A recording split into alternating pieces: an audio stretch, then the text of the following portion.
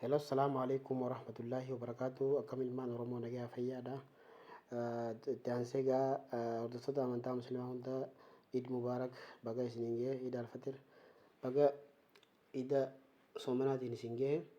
Guyyaa sadii dura aappii tokko hojjedheen ture haala salphaa ta'een maallaqa gara biyyaa itti erguu danda'an maallaqa osoo hin ta'in rasiita namaa guutuu danda'an itti ergeen ture jechuudha. Isin hojjedheen ture aappii tokko. San booda deebiin namoonni tokko tokko gama keessaatiin haala akkaawuntii irraa gara akkaawuntii moobaayilaa ifiitiin biyyatti maallaqa ergachuu danda'an na gaafatanii turanii saniin har'a qabaddee isin dhufe jechuudha. Aappiin kun baay'ee tokko isin fayyada. Namoonni fakkeenyaaf maallaqa qarshii 30, 40, 50, 60 maallaqa xixiqqaa kana erguu barbaadan baay'ee tokko isin fayyada. Deebii maallaqa gurguddaallee erguu barbaaddus si fayyada. Haala salphaa ta'een moobaayiluma keetiin mana kee teessee odoo laffaanee moobaayiluma keetiin akkaawuntii biyya jirtu irra galfachuu dandeessaa jechuudha. Aappii kana immoo pileestoorii keessaa argattaa. Pileestoorii seentee reembitti ilgizee jettee aappiin kun gubbaarratti si dhufaa inistaal gootaan buufadhee waan jiru fecha inistaal gootaa jechuudha. Erga buufattee booda iimeela keetii fi paasoorra kee itti galchitaa. San booda biyya jiraattuu fi biyyatti ergitu qofa itti galchita. San booda bifa kanaan akkana sii fidaa jechuudha. Amma asumaan buufadhee waa godhee waan jiru fecha ani asumaan gara barumsa keenya deemnaa jechuudha. Aappii gartee kanarratti gadi dhooyita erga buufattee booda hanga inni banuu ni eeynaa jechuudha. Hanga inni nu banuu ni eeynaa. Bifa kanaan nuu fidaa jechuudha. Bifa kanaan erga inni nuu fide booda iddoo geet staatir jettu kanarratti gadi dhooyna. Haguu kanaan nuu fide new reception kan jedhu kanarratti gadi dhooynaa jechuudha.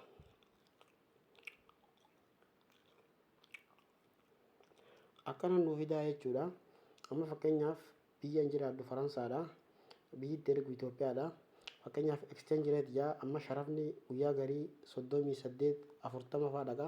Amma kaleessa 38 ture har'a immoo xiqqoo qannasee jira 36 ture. Yeroon tokko birrii 36 ta'ee jira. Kanaafuu guyyaa inni maallaqni ol kaa'ate ergachuu dandeessaa jechuudha.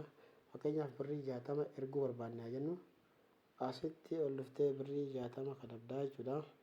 Kan booda waan biyyatti erguu dandeessu asirratti sii fidaa jechuudha isa kana. Gali buutee koontiinii kan jedhu kanarratti gadi dhooyta. Hogguu inni bifa kanaan sii fide bank disposition cash pick up mobile isa tokkoffaa kana fudhannaa jechuudha. Bank disposition kan jedhu kana fudhanna. Isarra gadi dhooytan. Erga isarra gadi dhooytanii baankiilee Itoophiyaa keessa jiran hunda isaanii sii fidaa jechuudha. Commercial Bank, Awash Bank, Dash Bank, Bank of Abyssinia, Wagagan Bank, Oromia International Bank baankiilee Itoophiyaa keessa jiran guutuu isaa isinii fida. Amma fakkeenyaaf baankiin magaalaa teessan keessatti argamtu irratti dhahuu dandeessanii jechuudha.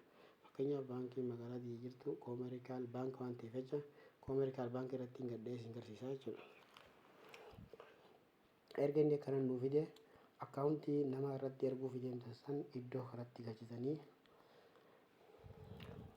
erga bifa kanaan galchitan booda rooting number ja'a. Rooting numberii kana lakkoofsa koodii magaalaa teessanii lakkoofsa baankii koodii magaalaa teessanii waan hin beekneef jecha san booda bifa salphaa ta'een argachuu dandeessanii select routing number by branch location kan jedhu barreeffama jala sararamee jiru kanarratti gadi dhooyta yeroo tokko.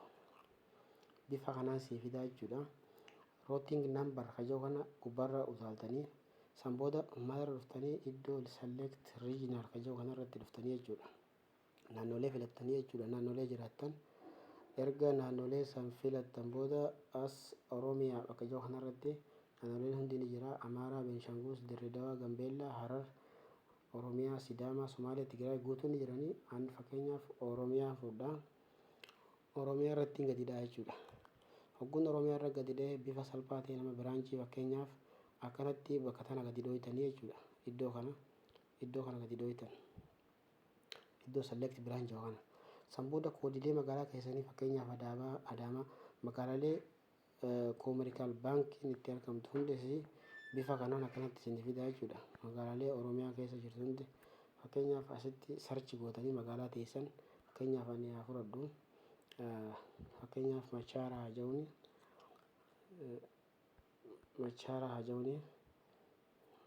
jeen barreessaa nu gubbaarratti naa fidee jira jechuudha. 1489 duwwaa takka irratti gadi dha'a jechuudha. San booda 1489 duwwaa takka lakkoofsa routing numberii koodii mana baankii magaalaa teenyaa sanii san booda asitti gadi dhuftanii iddoo kanatti continue gootanii jechuudha. Erga continue gootan maqaa gartee nama ergitaniif san asitti katabdanii jechuudha. Fakkeenyaaf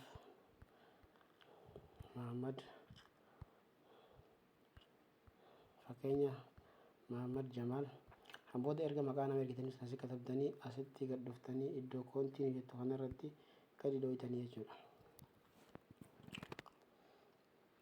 Itti aansuudhaan nambara nama ergitaniif san iddoo kanatti galchitanii jechuudha. Nambara isaa iddoo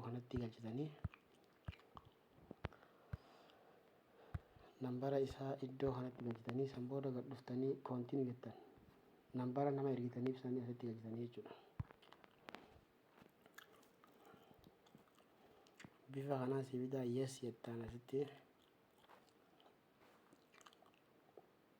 asitti family support jaa biyyoota hedduu ati namoota ergitu, fakkeenyaaf namoota daddabaa, namoota dhukkubsataa, namoota gargaarsaa, namoota family fakkeenyaaf savingii kaa'achuuf jecha family support irra gad dhoyta jechuudha. Deebitee iddoo kana gad dhuftee continue hojii kanarratti gadi dhoyta.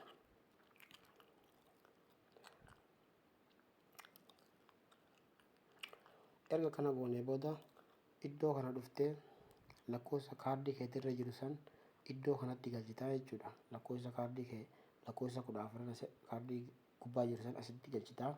San booda baatii kaardiin dhumattu asitti katabdaa. Bara kaardiin dhumattu asitti katabdaa jechuudha. Kaardii sanirra jira jechuudha lakkoofsa dheeraa kana jala. San booda gara galchitee gama duubaarra lakkoofsa sadeen jiru san asitti guuttaa. San booda maqaa nama ergitu sanniinuu asitti maqaa san katabee waan jiruuf jecha as deebitee maqaa kaardii asitti galchitaa jechuudha. Asitti galchitaa. Erga asii galchitee booda san booda next kajaa kanarra gad dhoyta. Yoo fedhe immoo pay with bank account jaa. Yoo fakkeenyaaf accountuma sanarra directii maallaqni akka bu'u barbaadde pay with the bank account kanarratti gadi dhoyta. Directii account sanarratti baankiin galchitiif jechuudha. Yookaan immoo fakkeenyaaf yoo dogongora wayii qabatte akka baankiin gartee nama saniif kennitu harkaan kennituuf yoo barbaadde next kanarra dhoyta jechuudha. Maaliif namoonni tokko dogongoraan akkaawuntii yoo dogongortee jiraattee namoota biraatiif waan dhaquuf jecha maqaa fi waan kana check godhanii achitti waan kananiif jecha kanaafuu next kanaatu irra filatamaadha jechuudha. San booda anuma fakkeenyaaf itti galchuu hin barbaanne yoon amma itti galche yeruma san akkaawuntii kiyyarraa murataa jechuudha. Murataa nama akkaawuntii kanarratti galchaaf jechuudha. Isin gootanii ilaaluu dandeessanii bifa salphaa ta'een naman dhibuu yoo gaafii qabaattan gama keessaatiin akkuma iddoo tana nagaafachaa jirtanitti gama keessaatiin nagaafachuu dandeessanii. Asitti namoonni tokko gaafii tokko illee naafaasaa jiranii gaafii sanillee qabadheen isinii dhufa.